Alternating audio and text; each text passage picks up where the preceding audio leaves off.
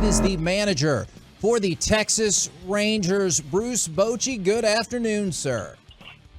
Hey, guys. It's good to talk with you again. What's going on there? Well, I'm going to start with a little lighter question, even though I know we got a lot of important stuff to get to. The possum situation? Not the possum situation. Okay. Did you get the chance to celebrate your birthday on Sunday, or was just beating the Astros celebration enough? Well, I'll say that was enough. I mean, what a great ball game for us. Facing such a tough pitcher like Valdez and having Andrew Haney go out there and put zeros up for us, the bullpen, and just getting a win, a series. But I will say on the plane, they had a couple cupcakes there. They were really nice to me. So it made for a really nice flight into Kansas City. But you know what? There's no time to really celebrate. I mean, we got in late. We had to get up and just get ready to go last night.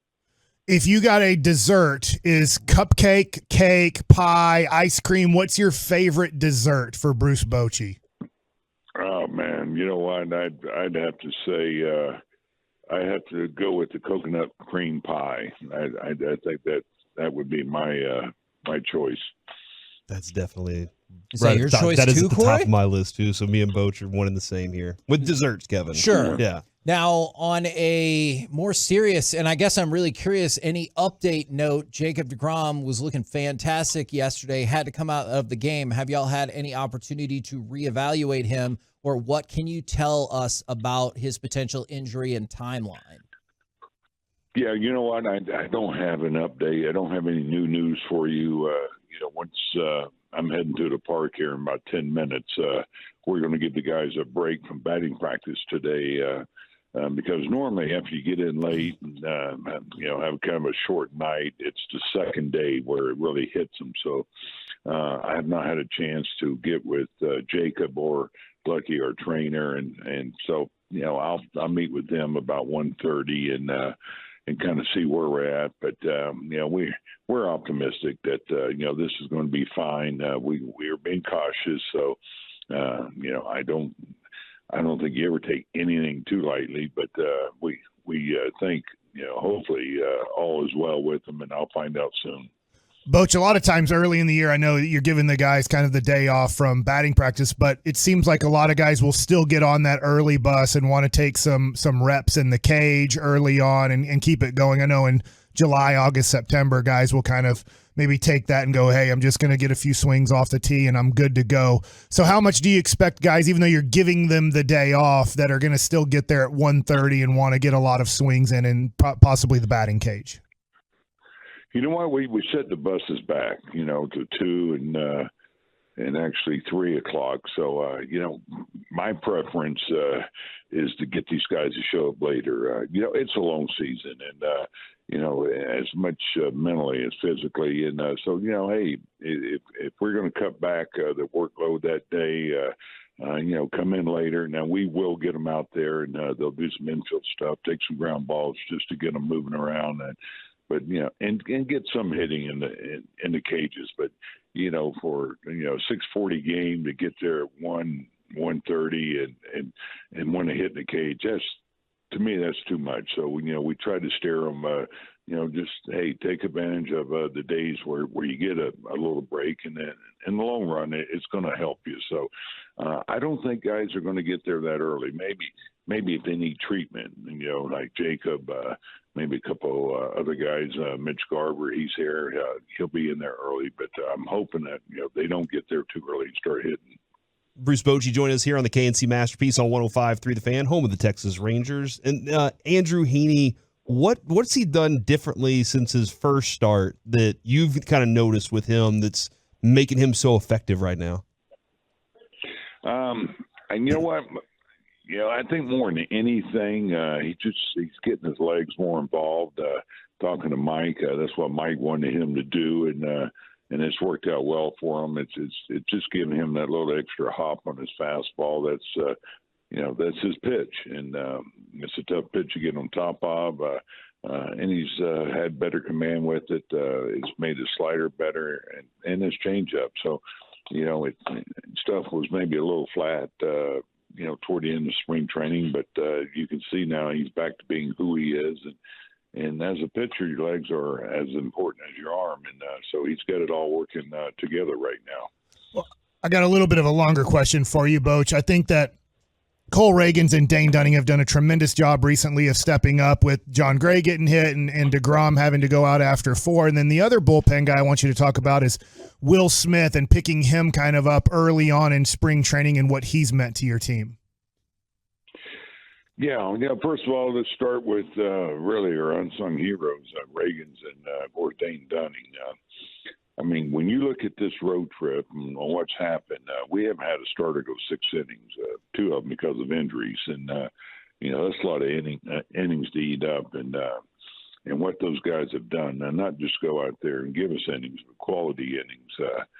It's helped keep the bullpen in order. We're going in tonight's game actually sitting pretty good. We don't have Dane Dunning, and probably don't have Reagans as long, but he could probably give us an inning or 2. But here we're having a good road trip, and the bullpen's still in order because of what these 2 men have done with their workload, and that's how it works. I mean, the closer setup guys, they usually get all the attention, but I've said, man, it's that lone guy that you're hoping that he's the most valuable player in that bullpen, because he saves your starters and he saves your bullpen guys. So I can't say enough about those 2. Now with Will Smith, just a great sign by CY, to go out and get this done. I was shocked he was still out there. I didn't get it. I didn't understand it. I know the man. He pitched for me, and he is a man. And you like him in those situations, and come in and, I put him in a tough situation. Twice he had to face Alvarez in a real big situation and got huge outs. But you look at what he's done. He's made our late inning guys that much better with the work he's been doing. It's interesting that you brought his name up, because I was just talking with Mike about that, I think yesterday maybe, and we were kind of asking the question: did you go to Chris Young and say, I need this guy because I need a guy in the bullpen I really do trust? Or was that one of those Chris Young said, you're getting this guy?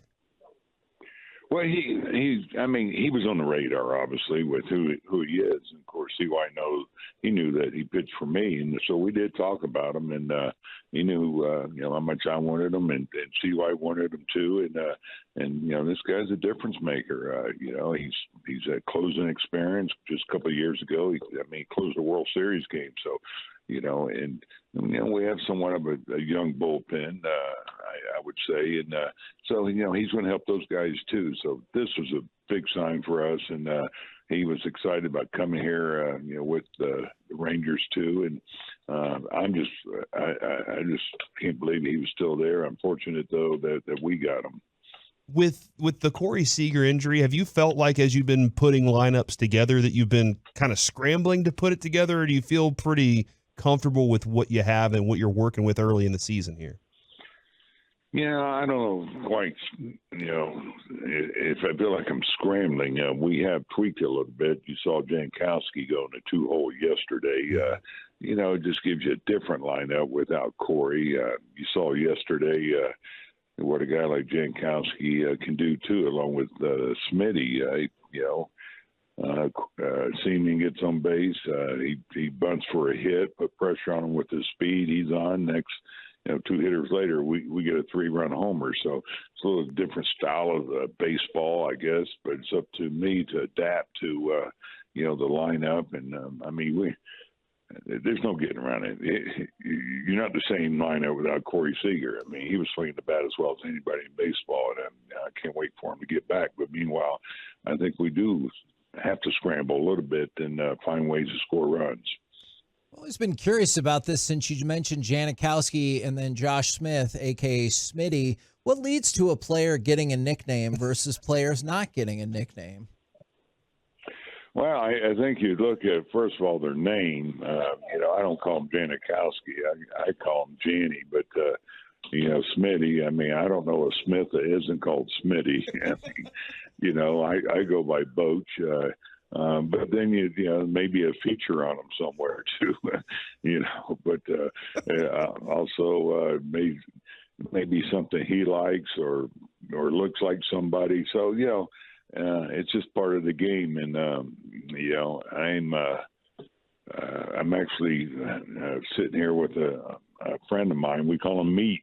So it's just funny how they come up, but they stick. And once they stick, sometimes you have trouble just remembering what their real name is. Do you might have to ask your friend this, is the nickname Boch not efficient? Because I don't feel like you save that much time between Boch and Bochy versus Janikowski and Janny. You save quite a bit of time. Yeah, I think it just sounds better. Bochy, you just don't usually call people by their whole last name. I guess when you're talking to them or, hey, Janikowski, how are you doing? It just sounds weird. You know what I mean? And, I do. So it'd be the same with Bochy. But I do have some people, they'll drop Bochy because the one I don't like, you're getting a little bit older is Mr. Bochy. That's one that doesn't work for me. So, Boch, when it comes to barbecue, I'm going to assume you like it. Am I assuming correctly? Oh, yeah. That's right down my alley. So can you tell me the difference of when you have Kansas City barbecue versus, let's say, Texas barbecue or barbecue here in the Metroplex, and what you like or dislike in the differences? You know what? Gosh, I'll have to answer that a little better next week, because I think tonight that's what we're getting, Kansas barbecue. But I go back, Texas, obviously, it's good barbecue. I mean, great barbecue with the brisket. I'm from North Carolina, so that's we're talking the vinegar, the pork. That's a big difference, completely different. I'm gonna find out tonight, because I've only been here a couple of times. We had the World Series in 2014, and but then now that you mentioned it, I'm gonna bear down on it. Okay, I'll give you the difference. Do you like coleslaw on your sandwich then, with like the pork butt? Do you put the coleslaw on, or is it on the side? No, I put it on. Yeah, I definitely put it on. Mix it all up. Yeah. Now, I know you already mentioned Dane Dunning, but I was kind of hoping we could go back to him for just a second, because I feel like he's been like one of the heroes of this team thus far. Is there anything in particular that you've seen with his mechanics or delivery or anything that has allowed him to be so effective this season? Yeah, I think you go back to, his hip injury, and he had the surgery, he got it fixed, and so, I think it's just keeping him more in line, and he's able, to fire him a little bit better now, or like he used to. That's a lot of creating arm speed or bat speed as, those hips work. And then, so now they're working well. He's just got amazing command, and, he can go in and out, he can sink it on both sides. He can cut it on both sides. He's got the slower breaking ball and the changeup, and he does such a great job of staying out of the heart of the plate. So I'd say the biggest reason is you're seeing a healthy Dane Dunning, and you're seeing what he can do. I mean, this game's hard enough to play when something's bothering you in the major leagues, but now he's healthy, and you're seeing what he's capable of. Now, this is before we let you go, Bruce. Yesterday we were talking with John Gray as we had the release of the new gear, and we were checking all that out. And Kevin brought up that in Oakland they have a possum in the walls of the broadcasting booth up there, and so the visiting broadcasters have to be elsewhere. Mike suggested getting that possum in a cage and putting it in John Gray's locker, because John Gray had a conversation about becoming friends with the possum. Would you welcome a possum in a cage in your clubhouse? Yeah, sure I would. Yeah. Bring it in. You can bring an armadillo too. Well, yeah. Man, you were so ready for that. Yeah, no, we got plenty of room. We have a room where we can keep them, but break it out occasionally. They used to have a lot of clubhouses used to have this mongoose in there. Yes, it was a fake mongoose, but it would scare the living daylights out of players. They get their heads up near the cage, and then they'd say, "Be careful now. This mongoose is pretty aggressive." And that thing would spring out. Boy, they'd run for the hills. We had a lot of fun with that one. Man, practical jokes are the best. I've already got the headline written, Playing Possum, how mascot has led the Rangers to success. We can make this happen. Thank you very much for your time. As always, please tell Meat we said hello. All right, Meat, they say hello. Okay, thanks. Thanks, all right.